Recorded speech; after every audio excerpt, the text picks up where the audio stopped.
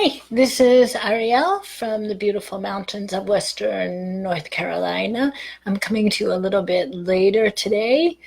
So, this morning I was busy watching several different motivational things, and one of them was also Russell Brand.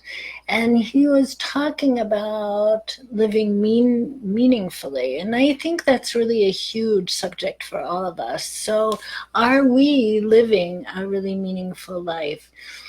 And I think about it in terms of it's a little bit of a joke lately, right? When you see families out to dinner and they're sitting around a table, and what are they doing? Everyone takes out their phones rather than their hearts. And I was walking downtown, and we have charming outdoor cafes and restaurants, so it's really fun to people watch. But what impacted me most was that groups of people were sitting together, close to each other, but alone because all their eyes were on their phones.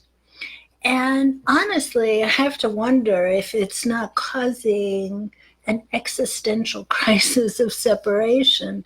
So, are we now more connected to our devices, but not to our higher selves? And I just wonder, is that ringing true for you? Is that something that matters? So, are we searching for getting beyond the transcendence of construct of external self so that we can create new ways and systems, so that we work in collaboration and not become just institutionalized consumers of things, that we walk into this place of not being externalized but rather internalized. And I don't know about you, but I've just been so aware that this sense of consumerism has become our everyday path.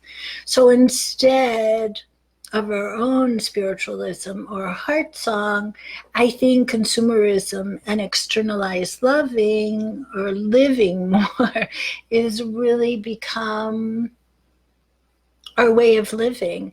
And so then we kind of all look around. What are we searching for? For me, it always comes down to purpose. And I wonder, is that for you also?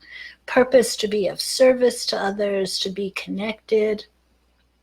So if we create a program of living in higher values that unite us rather than separate us and bring us together, then we've ultimately made a choice to get involved, to participate, to be there for each other.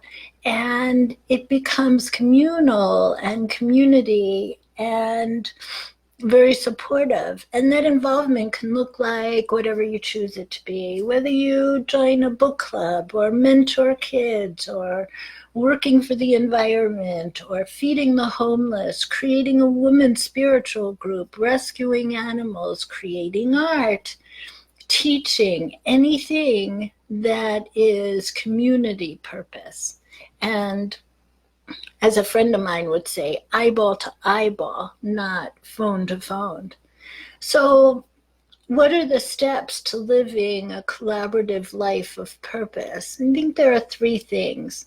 One is take the time to truly discover who your higher self is. What is it that you really believe and want to live? And figure out then how to truly hear your own heart symphony. Because I really believe inside of each of us, we have this extraordinary heart symphony. It's just sometimes we tamp it down. And I think now is the time to bring it out in really a full crescendo. It's time to hear your own heart symphony. And the second one is find spiritual mentors, not necessarily religious or institutionalized, but spiritual mentors who can help find where your center of purpose and core is.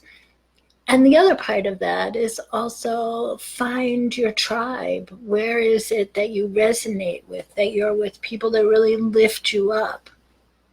And the third thing is find purpose in life that's in service to others, because You know how terrific that feels, right? When we find purpose, we leave behind the existential crisis because we become connected. And I know that I feel so much more vital and alive and purposeful when I'm in service helping others in a really collaborative way. And why is that? Because it allows us to totally align with our higher selves. So when we connect to the true essence of who we are, after all, truly spiritual beings just having a physical experience, right? So then we're living in accordance to our higher self in purpose and service and collaboration and community. Perhaps we need to get beyond ourselves, because when we do, then we become spiritually attuned to collaboration and love rather than an agent for things and consumerism.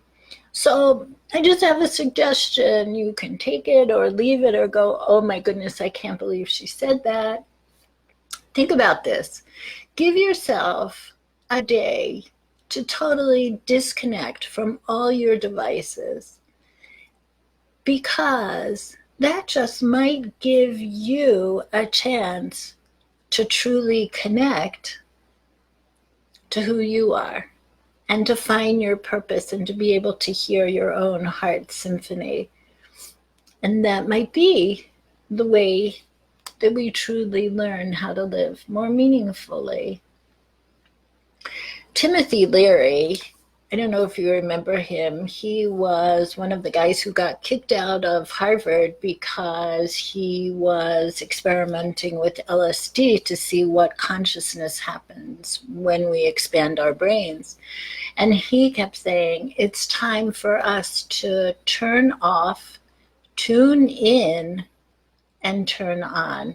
And I always really loved that, because it meant everything that's externalized sometimes we have to turn off so we can tune in and turn on to our purpose, to service, to love, to being part of a true community. So on the other note, if you're ready to connect and become part of something really larger, just say yes below. Thanks so much for being here.